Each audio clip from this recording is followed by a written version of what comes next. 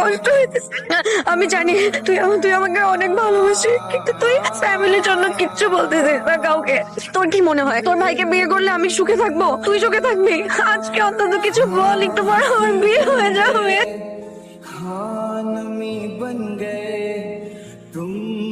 দেখো, আমি এতদিন আমার কষ্ট নিজের মধ্যে চাপায় রাখছি, কাউকে কিচ্ছু বলি নাই, কাউকে কিচ্ছু বুঝতেও দেয়নি।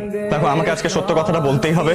আমি জানি যে আমি যদি আজকে এই কথাগুলো না বলি, তাহলে আমার আর কোনোদিন বলা হবে না যে আমি কলিকে ভালোবাসি, অনেক অনেক বেশি ভালোবাসি। তুই কি ফ্যামিলির কথা একবার চিন্তা করবি না? মন যা চাইলো তাই বলে দিবি? বাবা, আমি যা বলতেছি আমি মনের কথা বলতেছি বাবা। এতদিন ফ্যামিলির কথা চিন্তা করে আমি কিচ্ছু বলি নাই। আমি স্যাক্রিফাইস করলে কি ভাইয়া সুখে থাকবে? না, থাকবে না, আমরা কেউই থাকবো না।